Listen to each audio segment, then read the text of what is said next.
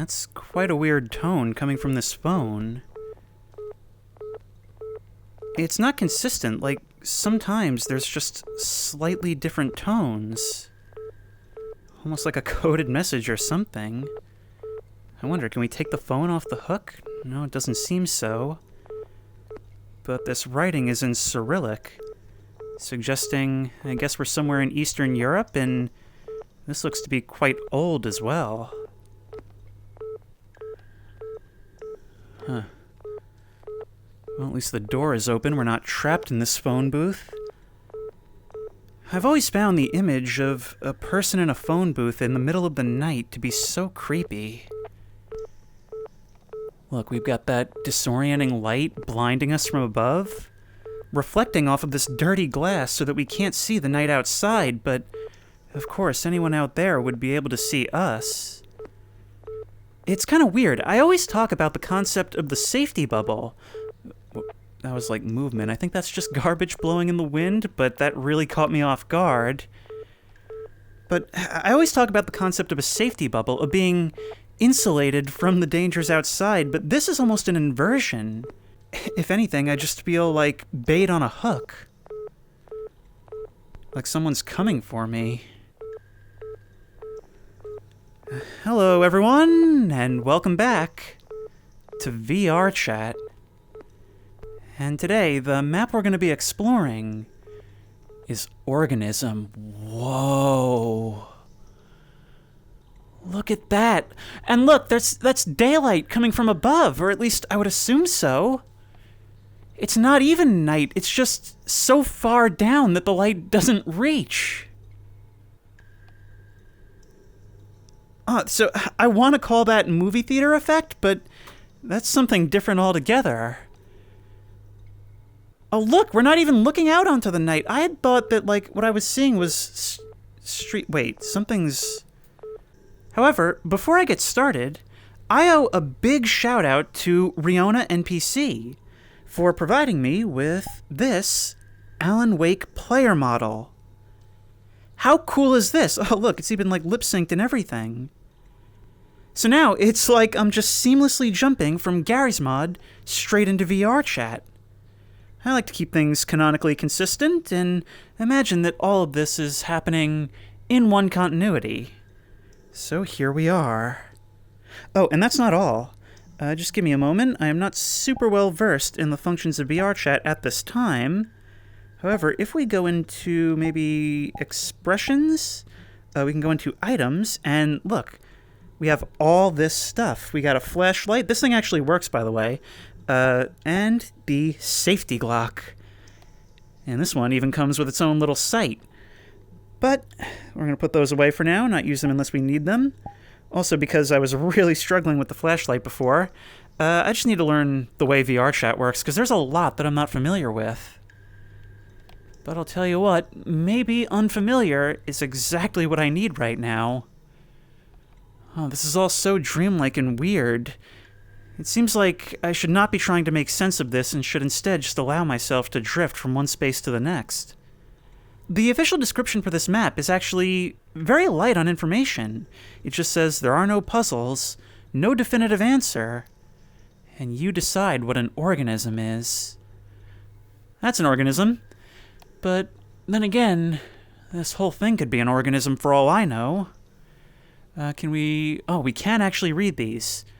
Dear visitors, you are in a residential sector consisting of 4 levels. At the end of each, you will find a code. Save and use it later to quickly move between locations. Do not give codes to strangers. So it's like an old-timey video game, huh? To stay in locations, check your parameters. Age 16 years and older, avatar height 140 to 180 centimeters, sound volume 80 to 100%. If not observed, unforeseen accidents may occur. Dear residents, panic attacks and sudden mood swings, bouts of poor health, depression, and undesirable phenomenon are possible. For all negative manifestations, the administration is not responsible. Be careful. Take care of your health. Contacts: the creator, Dr. Morrow, There's a Discord and ArtStation Paul AK with a link to their site. Oh, it is actually interactable. Okay, so I guess it really does work like old-timey video game saves. We're given a code when we're done exploring each area, and this acts as a sort of fast travel. Oh, what is that? Some kind of luminescent fluid inside these bottles. I can't read the signs or anything, but some things are interactable. How do I... Oh, I see. It's a mirror. A switch for a mirror. You know, having all these bottles and boxes here almost makes it seem that whatever is in them is something that's maybe secreted or found within this plant.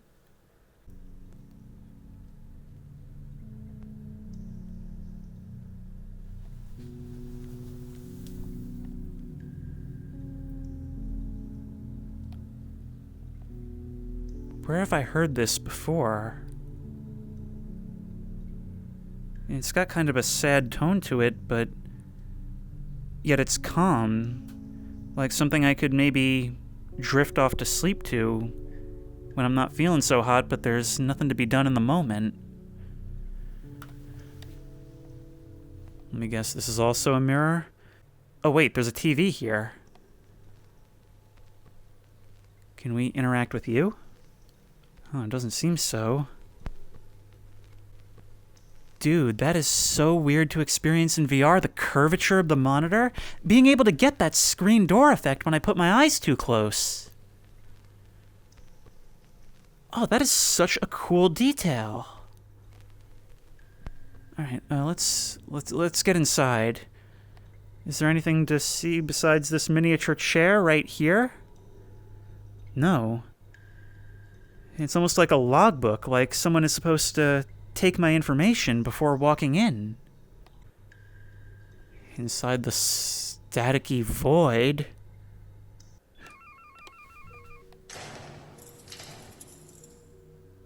And the door closes behind me.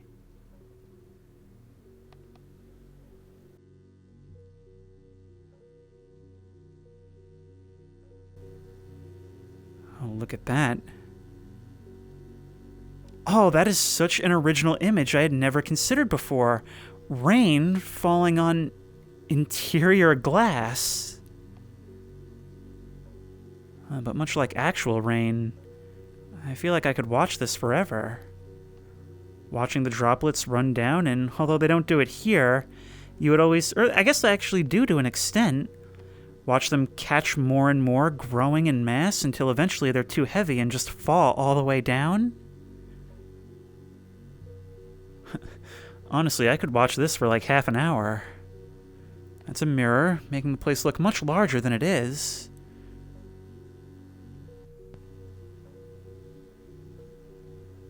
And another TV with another logbook. Now this is a cozy spot.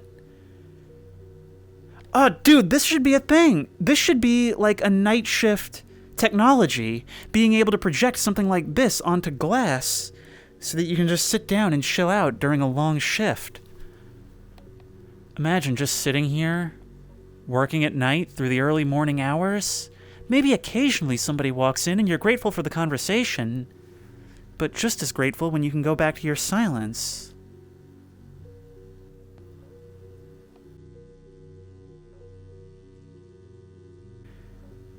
Well, I don't know. This is just making me feel like it's some kind of memory of a better time. Oh, it's like I'm seeing through rose-colored glasses of something I never experienced.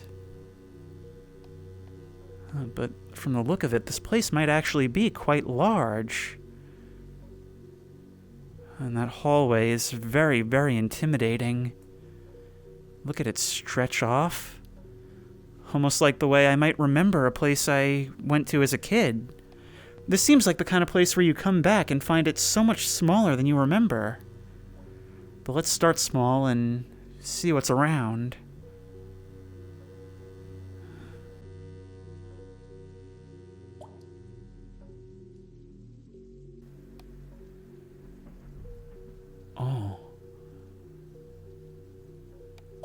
Like an archive. Lockboxes all over.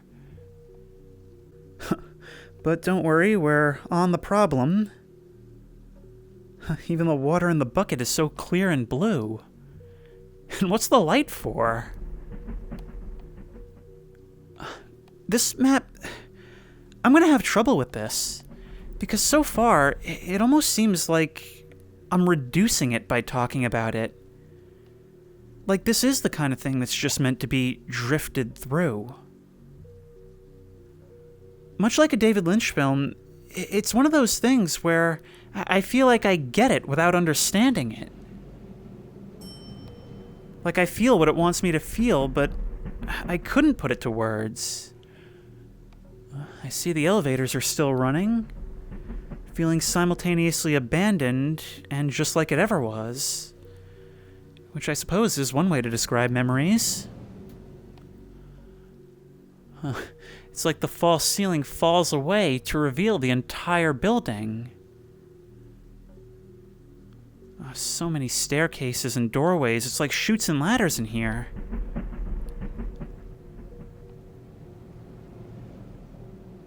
What looks to be snow pouring out of this elevator.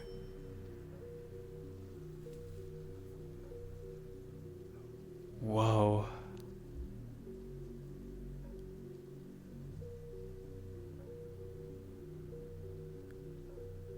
What is that down there? If I had to describe it, this is almost like childhood memories colliding. Memories of the snow, of fun, of home. And all the while, that melancholy music, it's just... I feel like that, more than anything, is putting me into the space of being able to understand without being able to explain.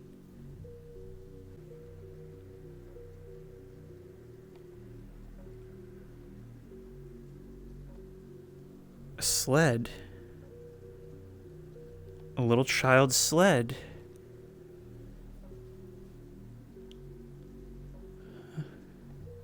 I guess this is what playing in the yard at that time would have felt like. Everything seeming so much bigger.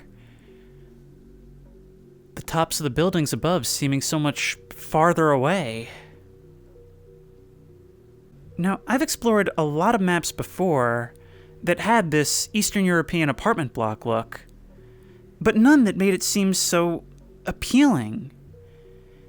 And I think the reason for that is because it's presenting it to us through the eyes of nostalgia. I mean, a kid has no frame of reference. To a kid, it's just home. We can come in here. Did the other ones have doors open? It doesn't seem like it.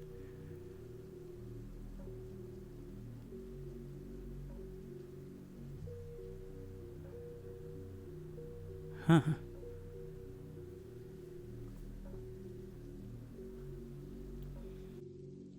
But this has a bit of a colder, more threatening feeling to it.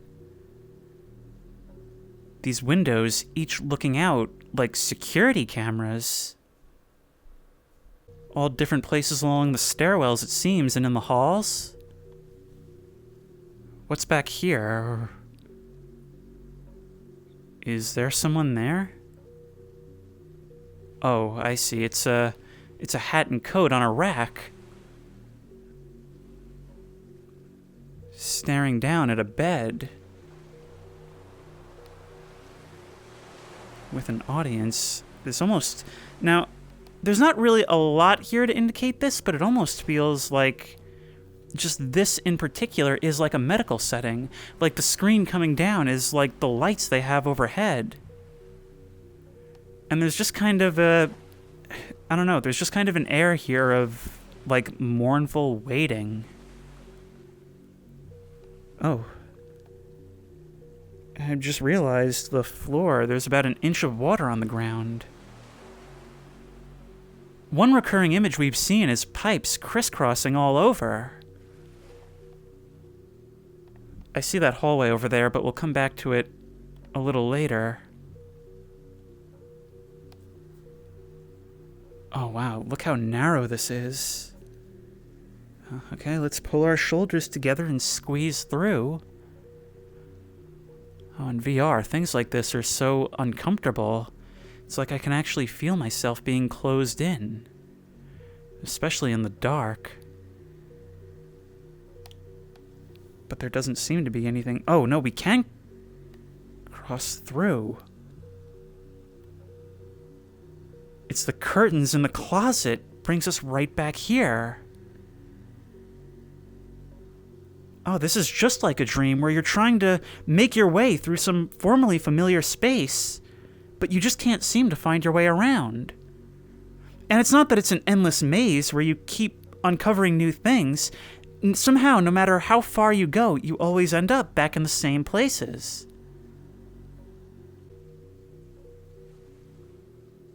Ooh. This is the brightest space we've seen. But it's almost got that ethereal glow that tells me something's wrong. Water's not supposed to do that.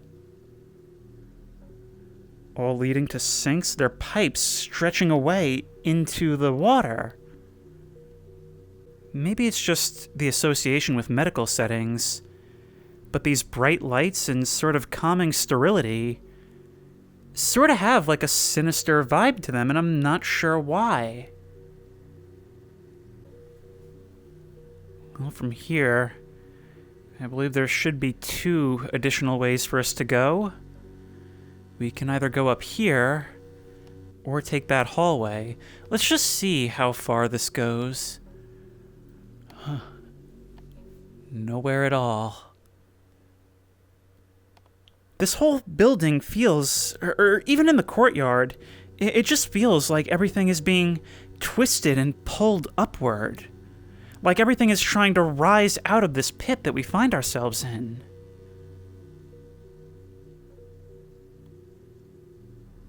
Well, let's take on this hallway. This hallway which... Oh. It's an optical illusion. It actually decreases in size as we move down. And there's that sled. Okay, 2 recurring images, the sled and the pipes. And it doesn't seem like we can actually progress any further, no matter how low I crouch. Huh. I really wonder, like, this is something that was made with intention. This isn't a regular liminal space map. This is something else altogether. And I really hope, in some way, I'll be able to piece together maybe what it means. I mean, I kind of feel like maybe I've already hit on it just a little bit. But how high can we climb this, actually? The next thing after this would be to try the elevator.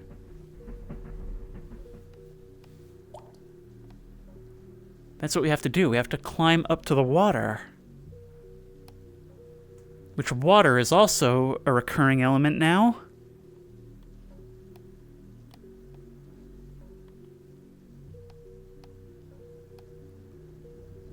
The repetition of ascending this staircase, it really is like a dream.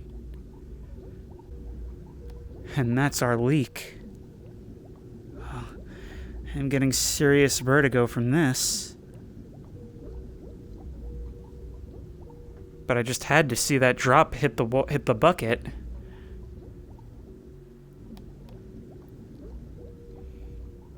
And here's yet another little space. Another desk, another lamp, another booklet. And a pipe leading straight down. I wonder if maybe this won't lead down into the snow area, but it's so hard to tell. This comes, into the elevator hallway.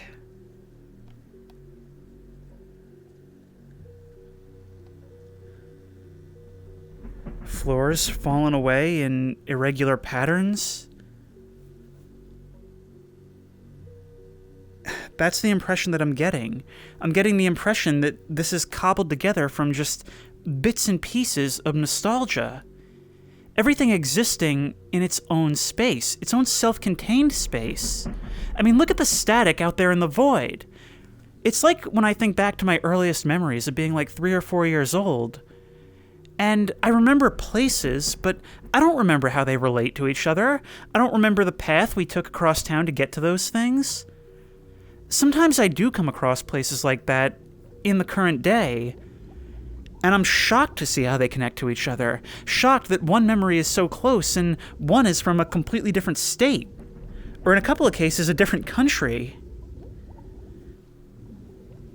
Absolutely bizarre. Well, there's nothing left to do but put our arms and legs together and drop down the hole. Ooh.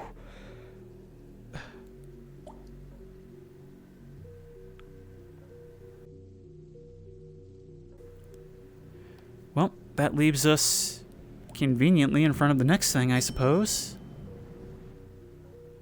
Yeah, I'm coming.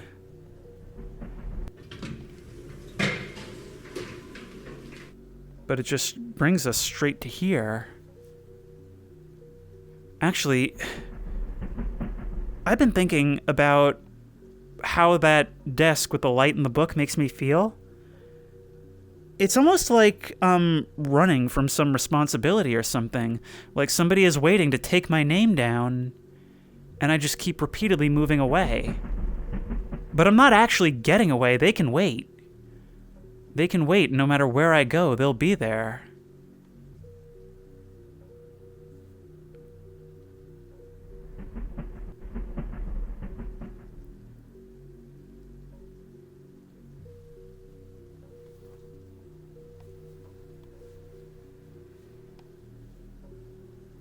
I'm gonna leave a lot of this travel uncut.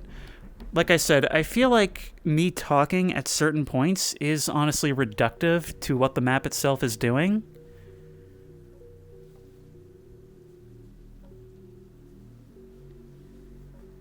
So I'm not gonna cut too much, but I'm also not gonna try too hard to constantly keep the commentary going.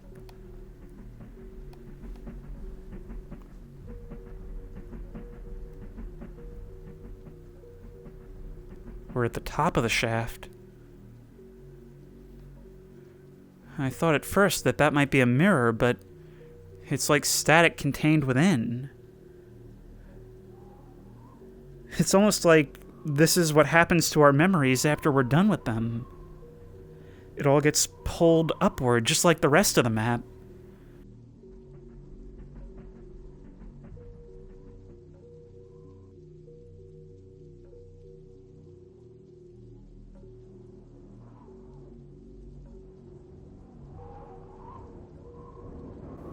Huh.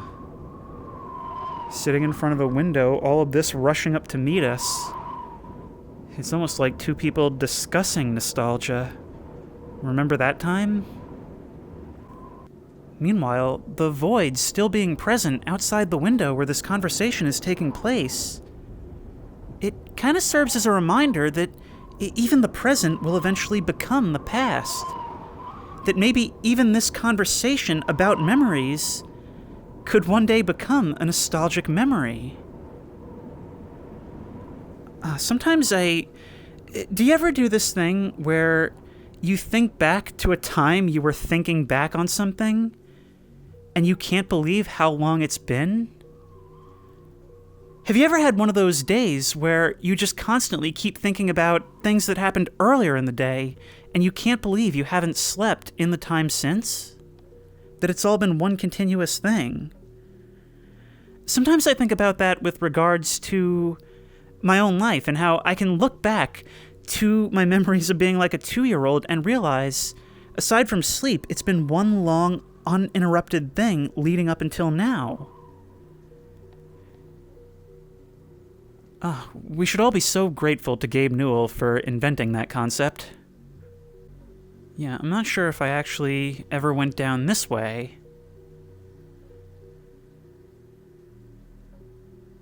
No, I certainly did not. Oh, and this too branches off in all directions. All of these chairs, all of these tables, they just have this feeling to them of waiting for something. I'm starting to put together a mental image of a story here. And I'm not sure, I can't really put it together yet.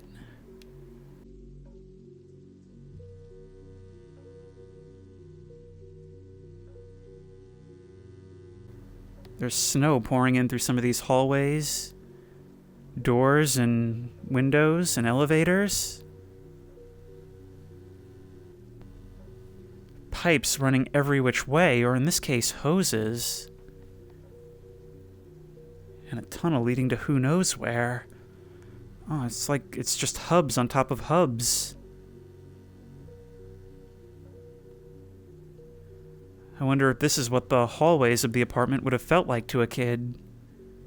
So uniform and maze-like. But then again, this appears to be more like, I don't know, the Death Star or something.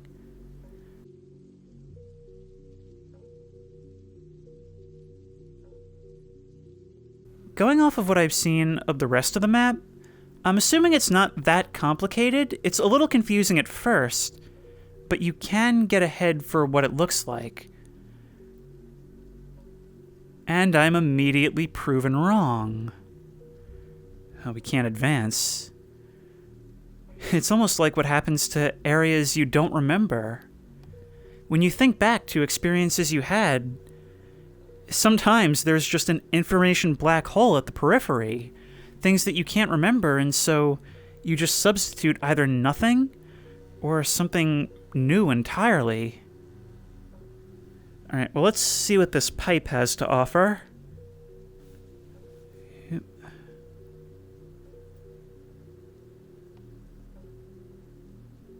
Ooh.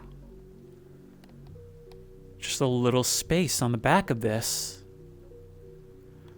Almost like you're trying to connect this memory, thinking these two things, they have to be related somehow, but you just can't quite make that connection. Like you can see one memory from the other, but it just isn't working no matter what angle you look at it from. Next up is dark hallway. Dark, narrow hallway.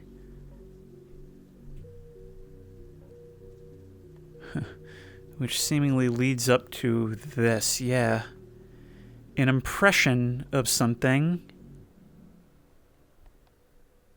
But not an actual thing? It's very faint. You're not going to be able to hear it. But I could swear I hear something from over here. Like bassy music, maybe?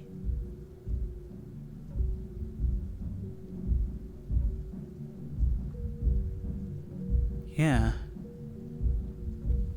But we can't interact with any of these doors.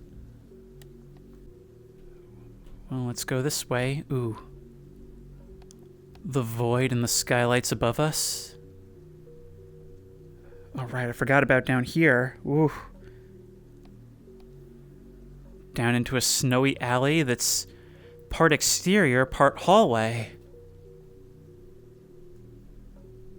All these things kind of become one. Or maybe it just represents that the exterior and interior of the building all form a part of one greater memory. They mean one thing in this person's memory.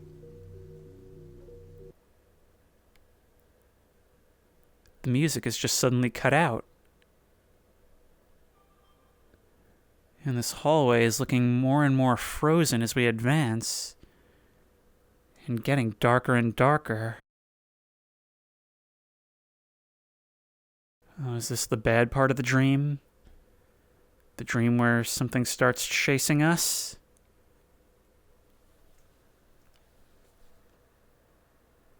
Well, it's the dream where something happens. What is going on over there?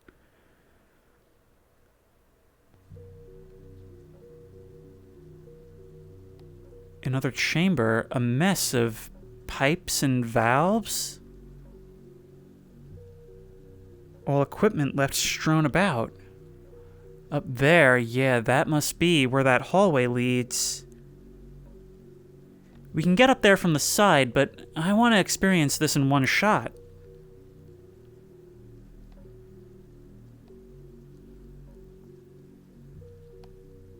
all of this to get up to a giant door, crawling through the peephole. Maybe a memory of way back not being able to open doors on their own.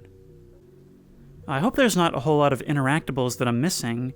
I'm used to stuff like this not really working in Gary's mod. And this feels very, very similar. Although it's weird how there is something just subtly different about it. Like just something about the visuals, even though it's something that could very much exist in Gmod.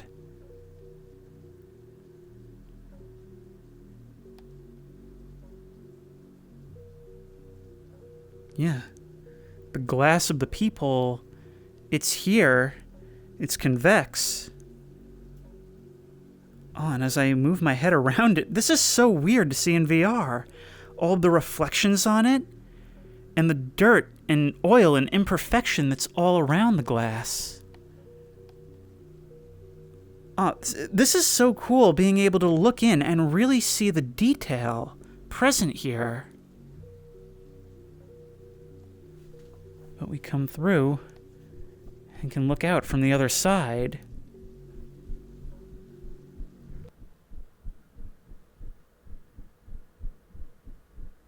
Sounds like there's something moving around back there. Almost like the peephole is an eye and we're being passed down the optic nerve.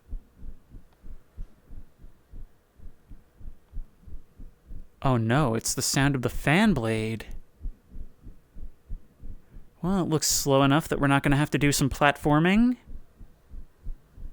Now, what does this mean? 0.02, picture of a heart, 1952. Maybe that's meant to be a year that this memory dates back to, or... oh, maybe it's something else entirely.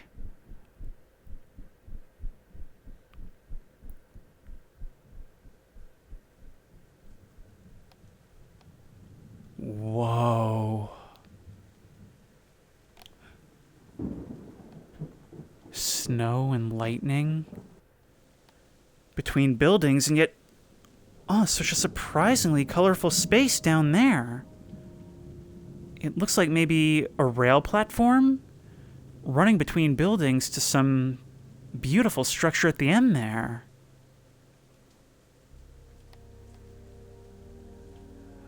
Dark and depressing, not a light on in any of the windows of the buildings across the way. And a flowing river beneath, almost like all of this is the sewer for something greater up above. We can see the flash of lightning, but we can't see the sky. It just fades off into shadow. Like we're all left down here, forgotten about, but we managed to turn at least some part of this into something. This is starting to remind me a lot of Naissance E. But there's a bit more life to it, somehow. Let's have a look around here before we move on, because there's clearly a lot going on here.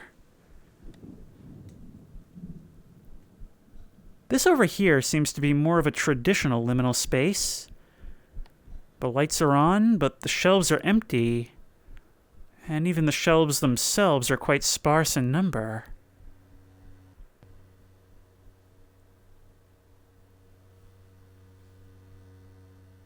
Well, nothing to see here, I guess. If we come this way, I don't want to save this for last, because that area back there is this whole open thing. What can we do with this? Run through.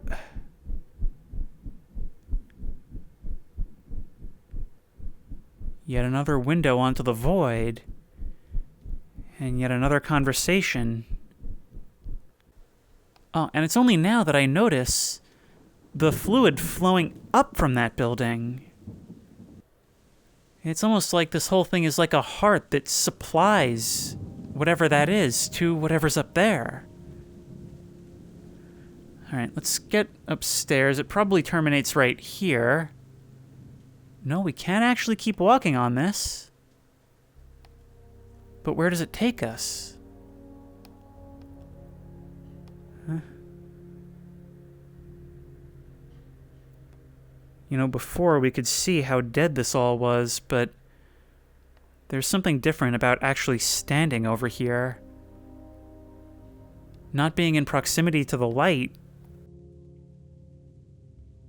The colorful area down there, I don't know, it's like moving away from a source of warmth. It's like I didn't really feel the cold until I came over here.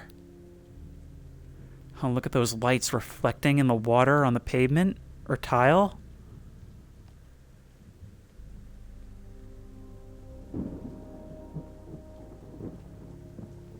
Whoa! Okay, so I seem to have fallen down here, and now I don't quite know what else I can do. Do I just see what happens if I dive down into the waters below? But we're not going to make that jump. Nope. Down we go. Wow, this is taking so long. And we come right back. No. No. These phone booths, they act as respawn points. And we're transported down here.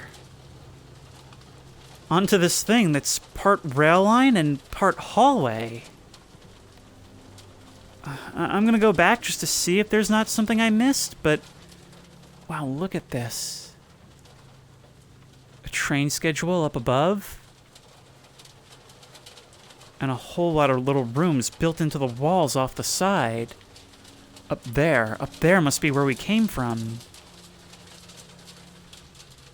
One big ventilation system.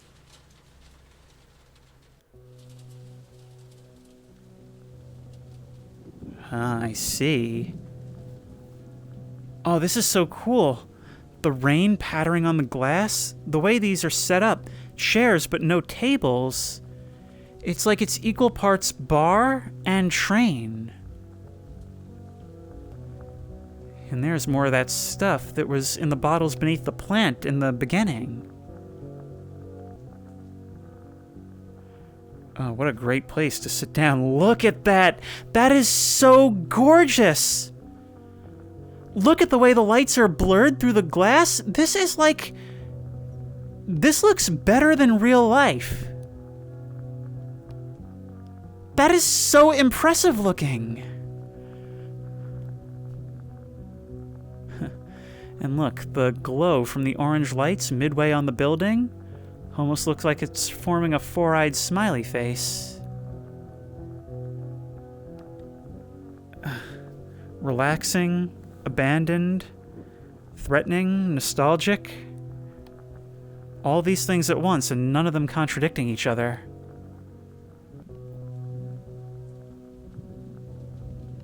Yep, like a double-decker train.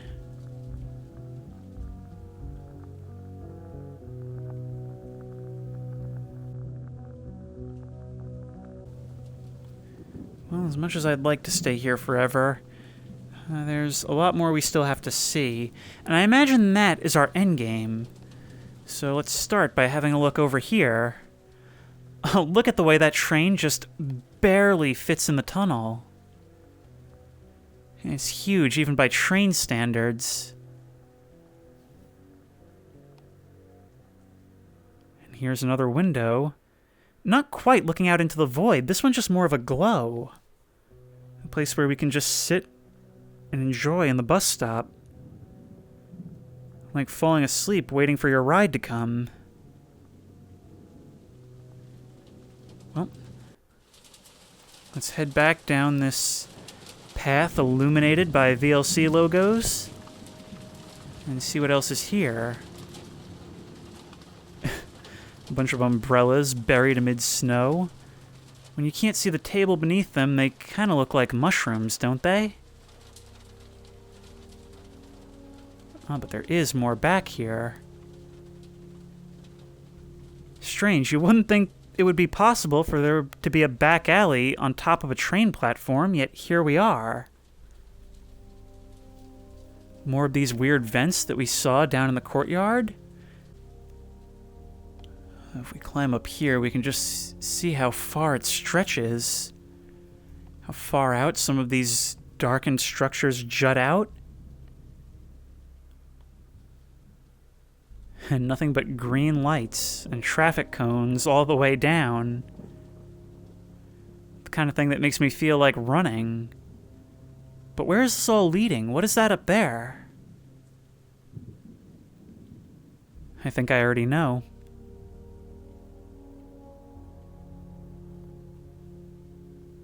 Yep. You can't escape.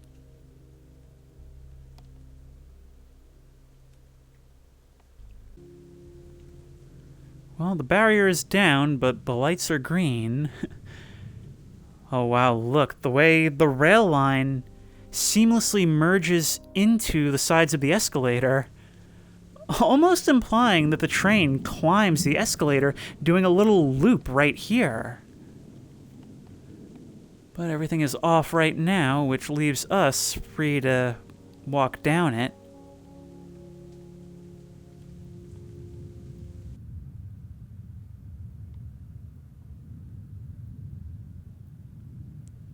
Ascending this staircase with these marble-tiled walls. The low rumble of thunder overhead while the rain pats against the glass. Makes me feel like I'm going to see somebody important. Maybe that's what the tables were for. Maybe I had to make an appointment. With these lights being bloomed like this, even the ventilation shaft that I came from seems appealing.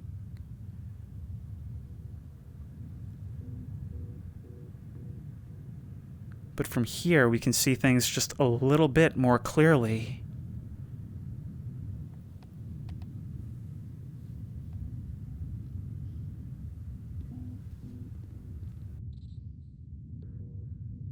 Wow. There's that giant coat and hat again. It gives the impression, especially when it was standing over the bed before, of having the role of some kind of protector. But a protector who maybe doesn't feel like much of one in the moment. Because the way the hat hangs on the rack, it's almost like they have their head down. Darkness on one side and light and life on the other. Seen in this blurry way, that run-down, dilapidated rail platform almost looks like a boardwalk full of life and fun times.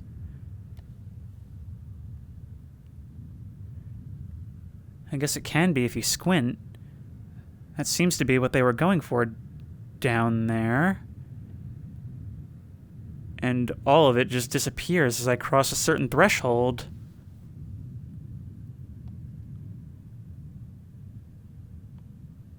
Looks like designs and floor plans and I don't even know what that would be. But it feels like we're a long way from home. It feels nicer and yet somehow more intimidating.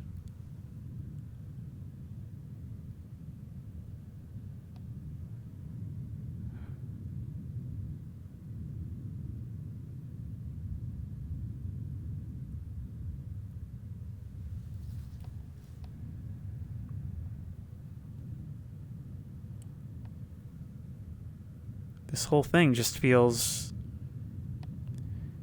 like we're being made to march in front of the bureaucrats. Almost like they were plopped down from the vents as easily as the recycled air and will be replaced as such. All to serve whatever nothing this is.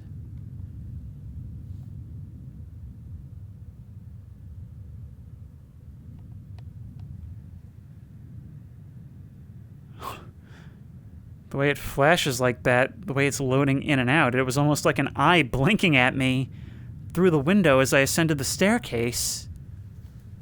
All right, where are we going?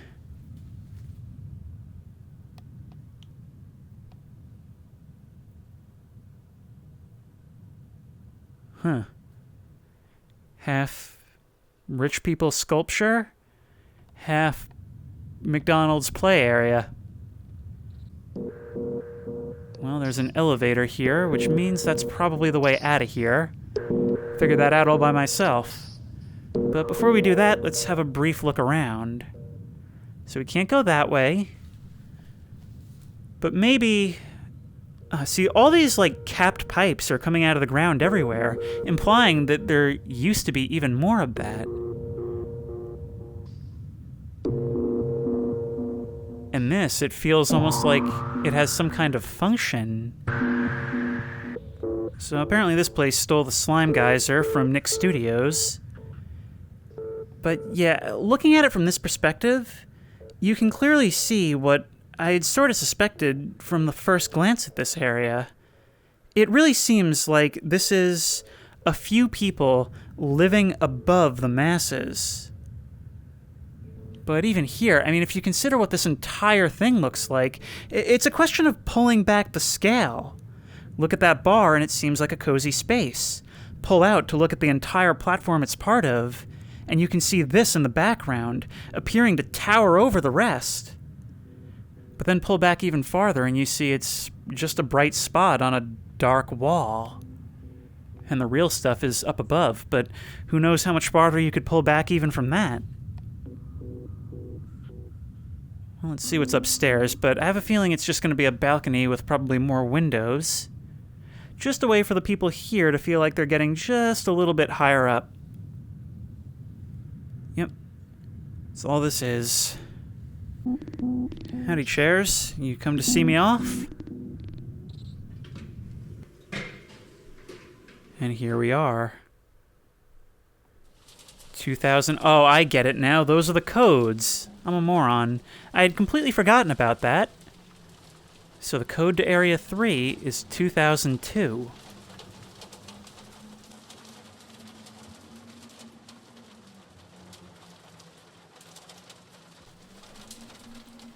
Look at that. It's like a building being balanced on a tip. All while continually rotating like a Rubik's Cube. Look, we even saw the windows shift as the animation recycled, and once again, we can look up and see what seems like water on the ceiling, raining despite this entire place being enclosed. And we once again find ourselves on a train. And the water pools down below.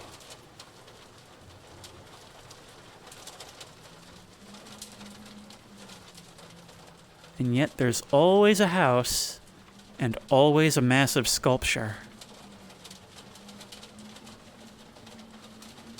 All these pipes and wires and cables, you kind of get the impression that it all flows to here.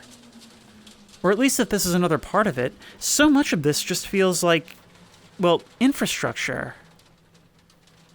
And there's our safety phone if we happen to fall.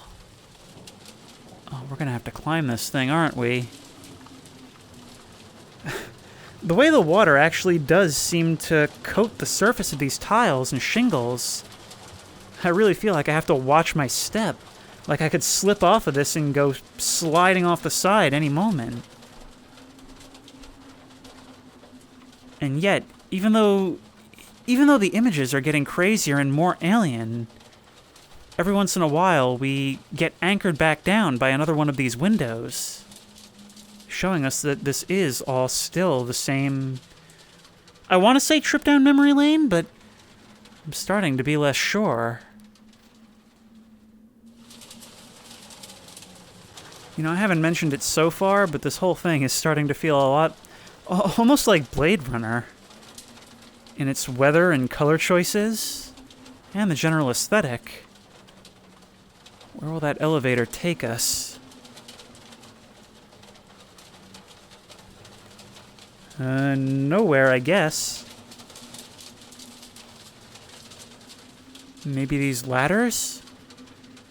I mean, it does lead us over there. There we go.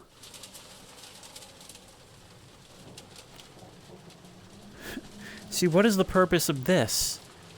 Pipes that grab water only when they fall down in those particular spots and deposits them down right back through the grate where it would have been anyway. And something about setting all this electrical equipment around water makes the whole thing feel so much more dangerous. Like any given surface is an electrical hazard. I feel like I shouldn't even be touching any of this.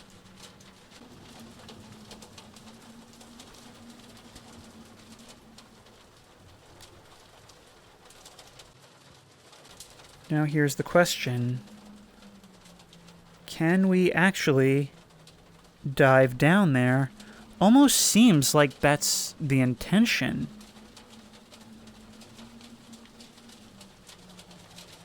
Oh boy, oh boy, oh boy. Stomach dropping, stomach dropping, stomach dropping.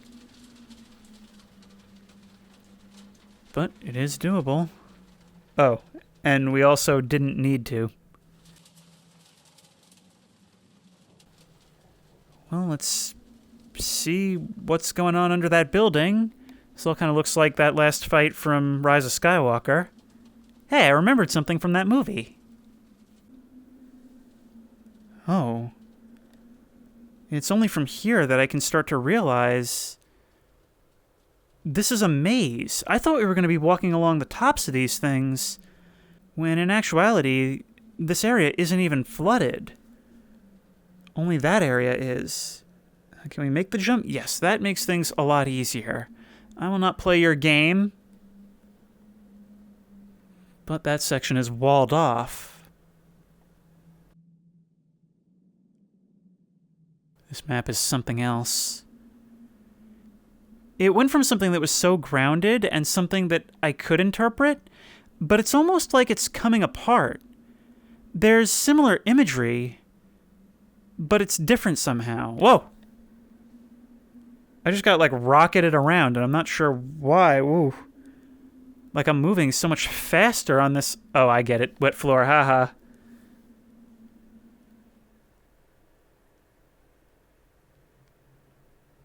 And yet, there's the sled again, having been deposited right back here. Like it was put through a machine and then deposited down here in the garbage as waste. Oh, before, there was almost... It felt like there was so much meaning packed into the image of that sled. And now here it is, just in among the refuse.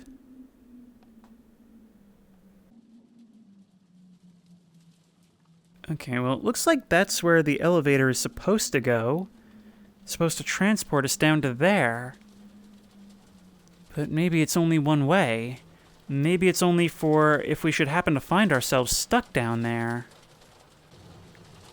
Let's try it. Let's try using this platform to get down there. Whoa, whoa, whoa, whoa, whoa, whoa, whoa, whoa, whoa, whoa.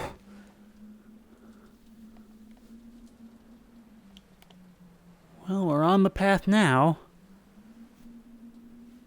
I feel like I'm off to see the wizard.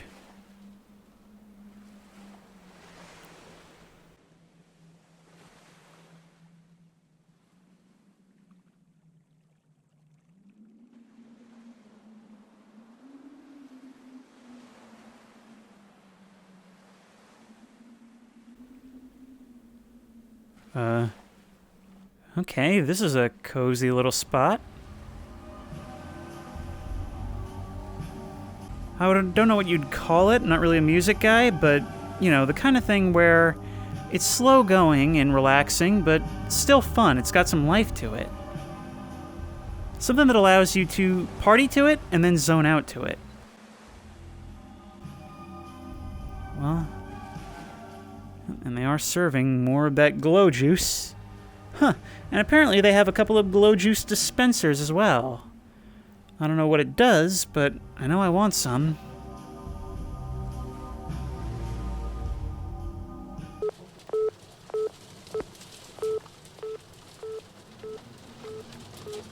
Well, here we are. Back here again.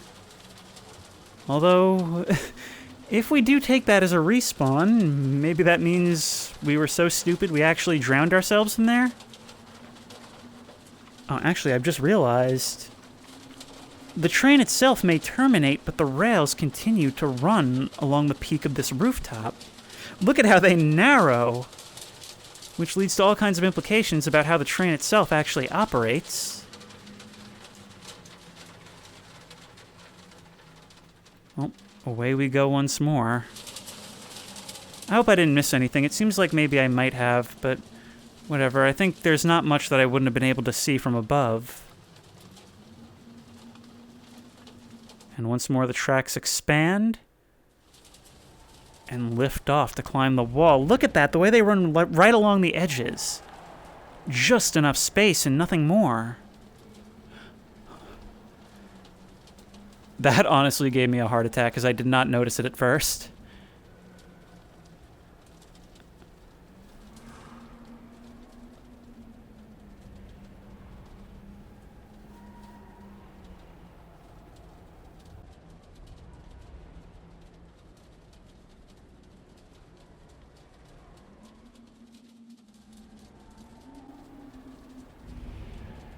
This kind of reminds me of... So, hotel airports have always creeped me out.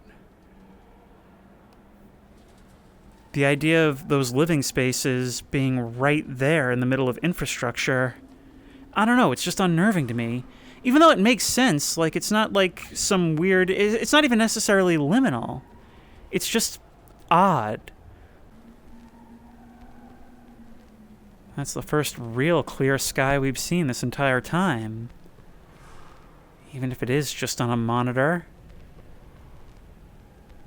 And that's actually kind of something to think about, isn't it? The only time we see it, it's not real. Which makes me wonder, around here, is such a thing real at all? If I have no first-hand impression of it.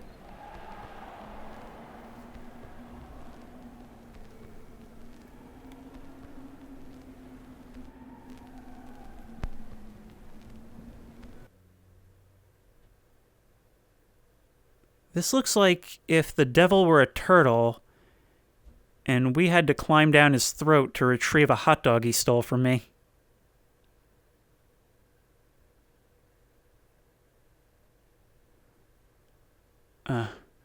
Somehow imagining a train squeezing through here is even worse.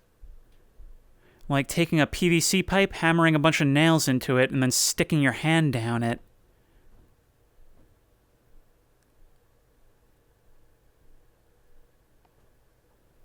And once more, the lack of music or any external sounds is somewhat disconcerting.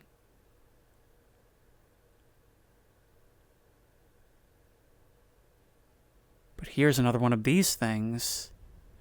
Oh, you know what? I think we must be in the base of that large thing that we could see from the platforms outside. And this isn't the first time we've seen something like this. This looks kind of like the capsule that was inside the sculpture in the other penthouse thing. There's an elevator, but I'm afraid to take it.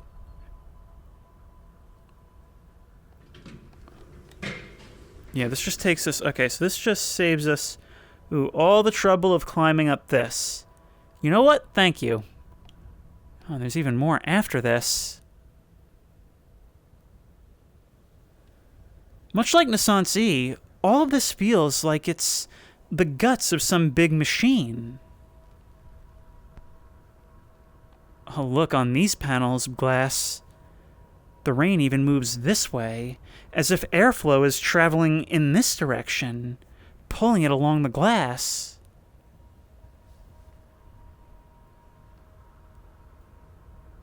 And here we have a David Lynch-directed sequel to Monsters, Inc. Doorways leading to memories, if we go by our old interpretation. Almost like this whole thing exists to power the void in some way. I'm not quite sure how to connect that with the interpretations I've come up with so far, but it definitely feels significant. Although, what's the purpose of the chairs facing away from the open doorways?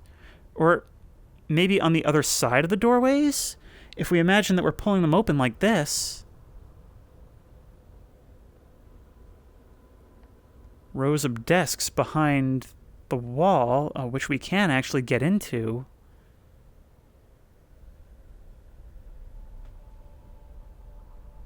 Huh. It's like they've taken your memories and commoditized them.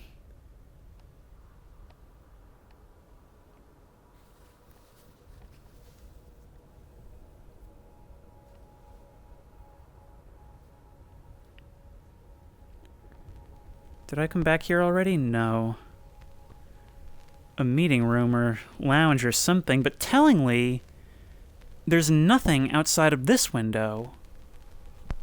This window that's always led to the void.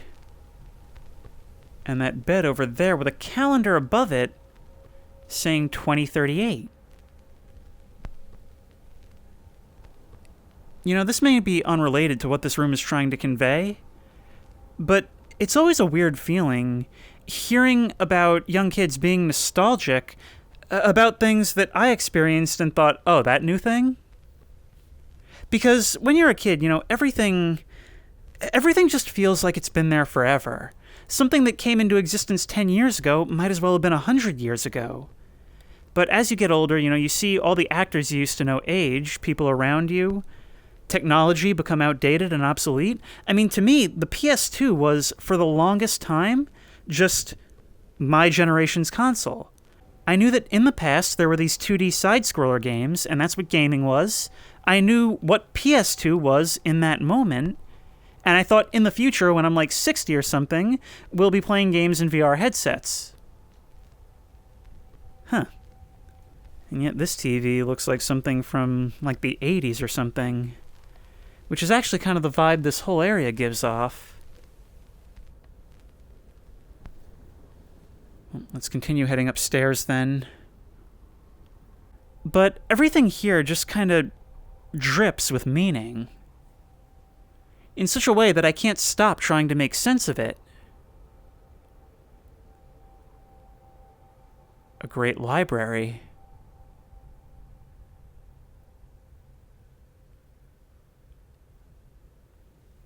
With shelves stacked in just such a way where I can see through them, above the books, and catch glimpses of the wider room on the other side.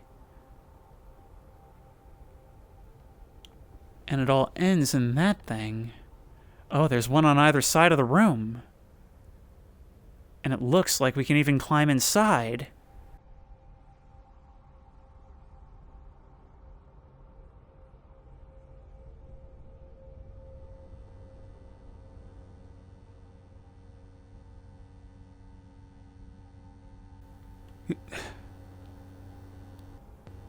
But there's nothing to be done with this glowing orb.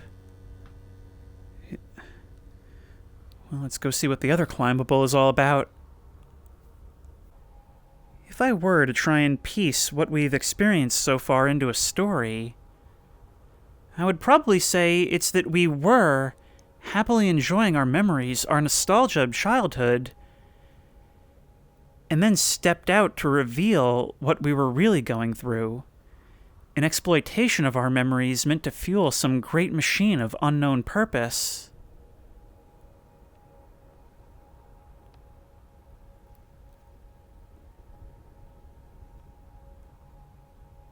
And we end up right back here. And I guess they replaced Desk Guy with a giraffe. Ooh, look at that. That's a cool idea. First of all, I noticed that those lights overhead are not actually lights, but windows. But also, in amongst the racks of drawers and cabinets, we have balconies, calling attention to the fact that when you look up at all of this, those little cards on the front of each one almost make it look like the residential windows that we see on the buildings out there. The light from up there almost made me excited that it could be daylight for a moment. It casts a glow down like daylight, but it just isn't. It's all artificial. And I imagine there's a similar staircase on the opposite side. More of these weird sculptures with exposed light bulbs off on the ends. Light bulbs I haven't commented on it, but light bulbs have also been something we've been seeing a lot of. This library becomes an art gallery. expressing some of the same images that we've seen all throughout. I wonder if this isn't AI generated.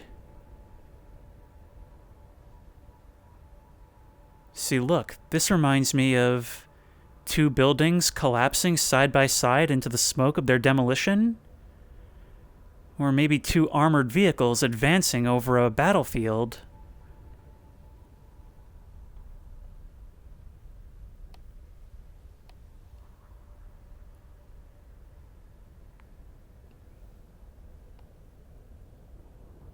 Or rows of endless apartment blocks. Images from staircases. These could very well just be urbex photography if they're not AI generated. But all just buildings melting or crumbling off into nothing. I look out here and I can't tell what distortion is from the glass and the rain and what's actually out there, but I can see the distinctive green glow of an exit sign.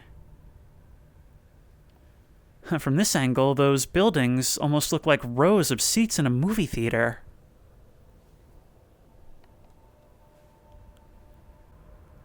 This little place being the one beacon of light in a dark, cold city.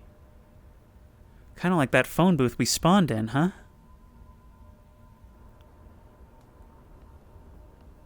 I wonder if maybe... So somebody in the Discord talked about using AI to actually come up with ideas for a map that they're making in Hammer. I wonder if maybe something similar wasn't done here. If they didn't put parameters into AI generators, create the images, and then use that to create the levels themselves, using the images as inspiration. I've talked about this before, but AI has this thing about it where you can sometimes put information into it, hoping that it gets a wrong answer, so that you can use that wrong answer as a brand new idea. Stairs wrapping around this, or we can just take the elevator. Well, I already was lazy once before, so let's take the stairs. Get the experience of climbing this building. Oh, and up there is nothing but neon pink. Oh, look at that. These pipes that we've been seeing all throughout the level, it's like a beam of light is coming out and just jumping the gap straight into the window. Like it knew where it was going, has some agency of its own, and just needed to be shown the way to its destination.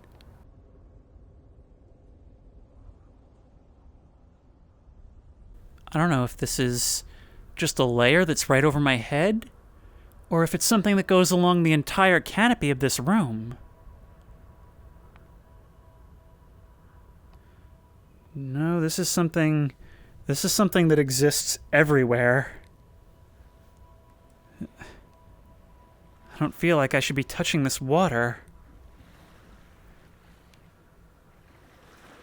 What else is around here? Let's not run straight for the exit. A series of payphones. More of these lights, which, when obscured by the pink, I can't tell whether they're red or green. The train appearing to have crashed and simultaneously arrived at its destination. All while implying that it must have come up through the building and then quickly turned down 90 degrees.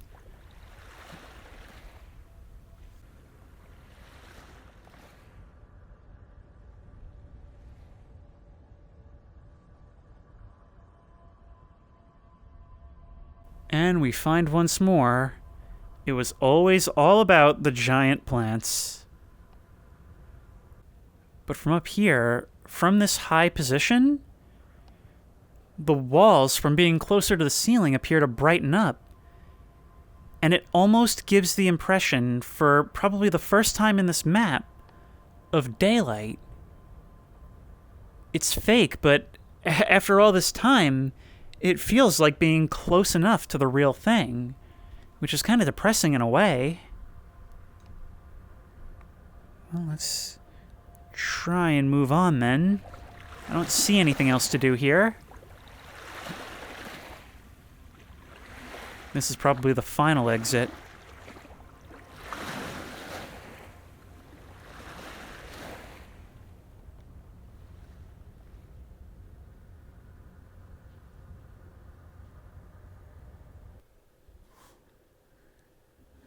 Oh, look at those ridged structures. Like a dam below, holding back an even greater flow. Ooh.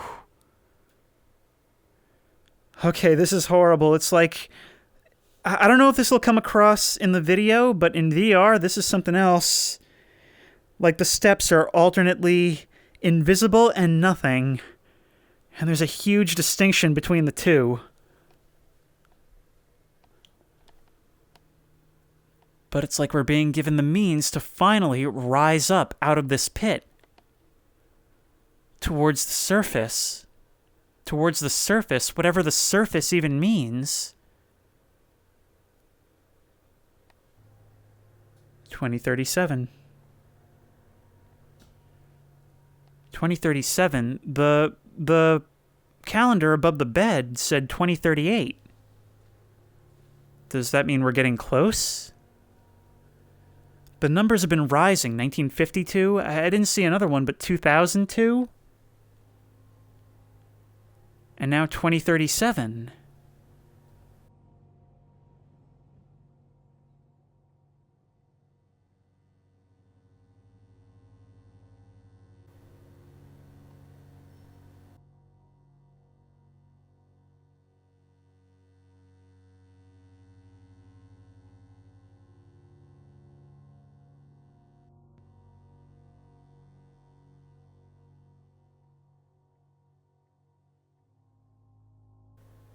It's very, very faint, but I recognize that music as Stone and Focus.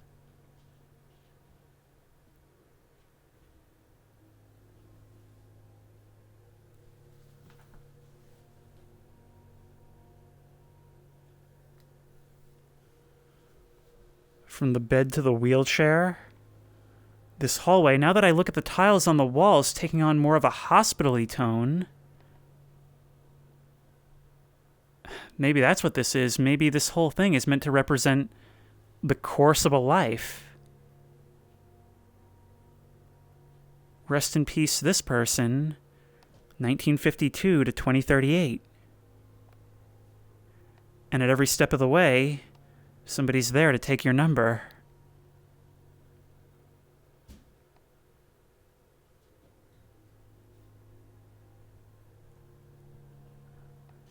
I can journey into the dark, but do I want to? No, I just have to keep going. All the arrows pointing that way, the one pointing back, maybe representing the will to live.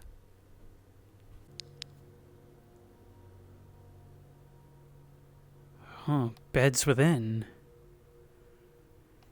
Each one underneath a pillar. A pillar which stops right before hitting them. Well, just this one, really.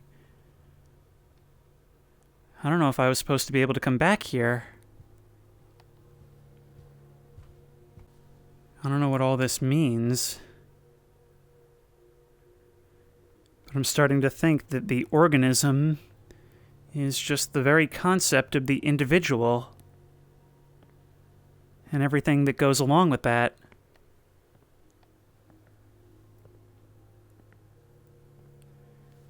This representing a retirement home or some kind of hospitalized care.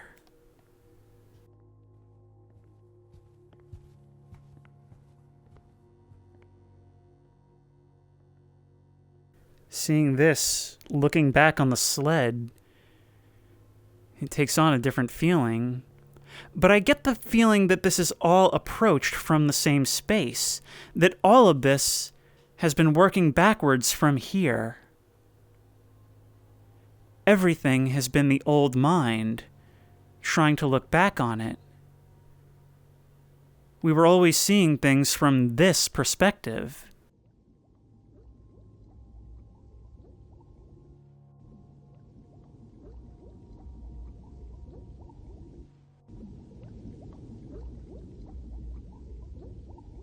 Now that I think about it, if we really want to get English teacher on this, perhaps the whole machine that feeds on memories is the person. Because memories, those are the context for ourselves. It's how we base our perception of ourselves and our perception of others, how we decide our wants and desires.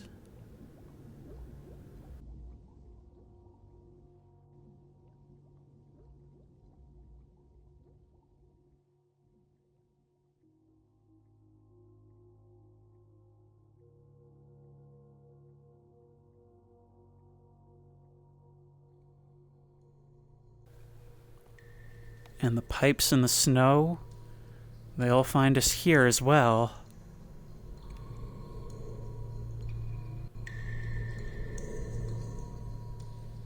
And the light bulbs seemingly bursting out from behind the tiles.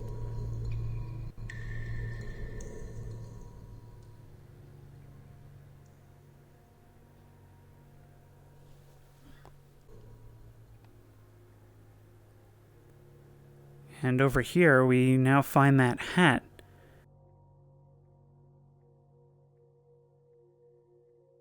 I mean, I can't tell for sure, but I feel like that whole setup has been increasing in size for this entire time, each time we've seen it.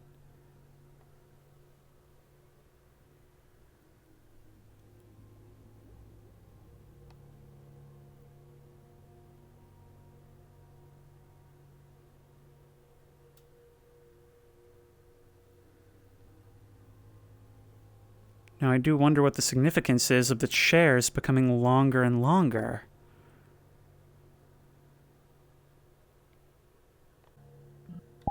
Oh. Huh. Okay, I'm an idiot. I'd completely forgotten about this. It's been about a month since I was given this player model. I did this whole time have the ability to enable footsteps. Okay, I'll remember to do that next time. And there will be a next time, because this has definitely sold me on the massive potential of VRChat as a platform. I had dismissed it for so long, but it is every bit as capable as Gary's mod for creating these environments. And for telling a story with those environments, even just through exploration.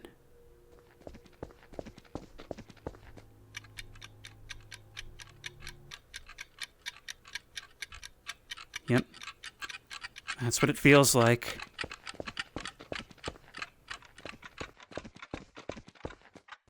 Actually, appropriate timing, because it's like each footstep is another tick on the clock.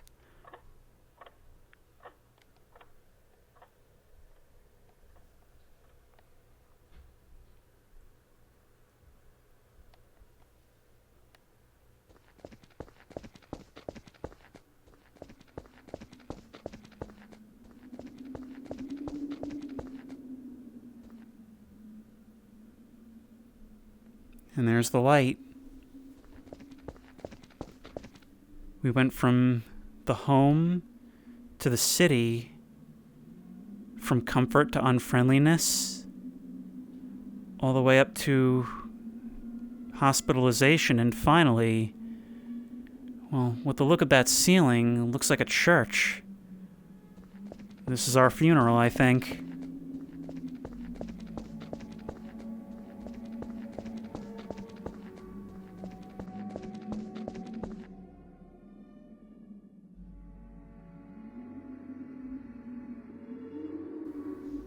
The end of a world. And that's something I always think about, how each person is a world. It's the maximum extent of what a consciousness can be.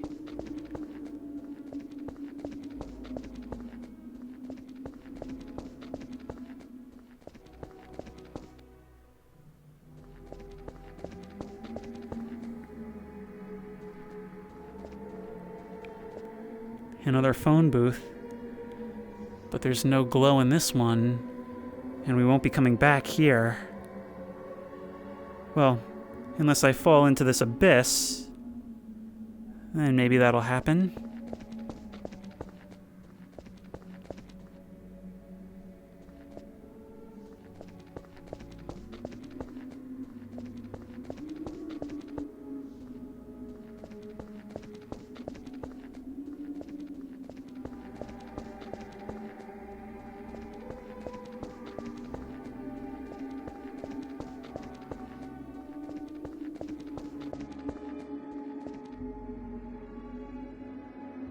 There's a figure up in that window. A warm light coming out of that sphere. And from here, it kind of looks like they're wearing a hat. Like the one that stood over our bed in the childhood section.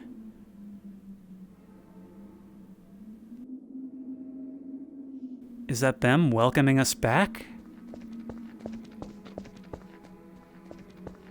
Huh.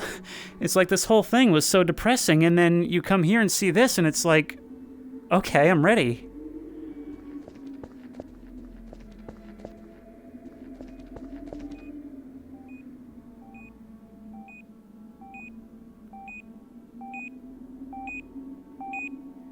Our final memory.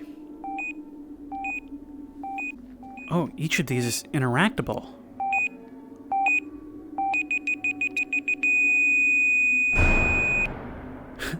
In the end, we push the button ourselves. We decide, you know what? I am out of here. Whew. Let's keep that momentum going. Not that I'm in any rush, but I am curious. Here we go. Oh, it's like being born again. Whoa!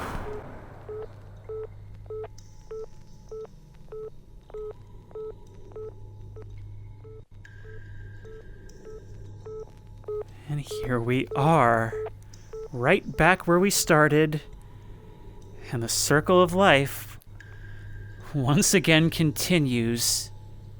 The end is what we were staring right up into this entire time.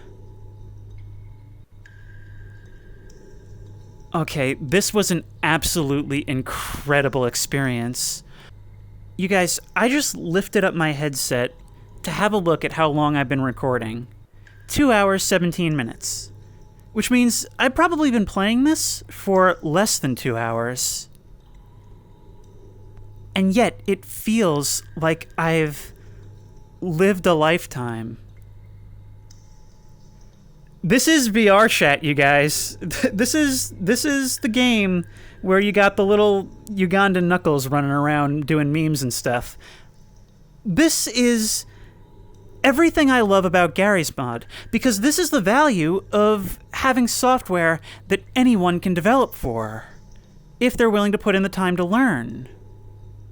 You get experiences like this, something that wouldn't work as a commercial product, and yet, when that artistic vision is able to be put across, it's like you're having the experience that someone wants you to have had. It's a way for others to be able to just straight up show you their perspective on something, and make you not only see it, but feel it in the way that they do. And the thing about expressing this story in this way is that, you know, it was all entirely wordless. Or if there were words, it was words that I, for the most part, couldn't read. So I have no idea if I read certain aspects of it the way I was supposed to. I mean, in the end, the general idea was pretty clear. But I went through it with those assumptions that I had formed and those inferences, and the level never tried to spell things out and dispel those inferences. It just allowed me to have that, and in doing so, it was like I lived my own life, even in a setting I've never been to, with things I've never been familiar with. Somehow, it all felt like me. But if you like this video, please remember to like, comment, and subscribe for more creepy and comfy content. If you have any ideas for other videos you think I should do, the best place to suggest that will be at the Discord, which I will link in the description. And as always, I will see you in the next one.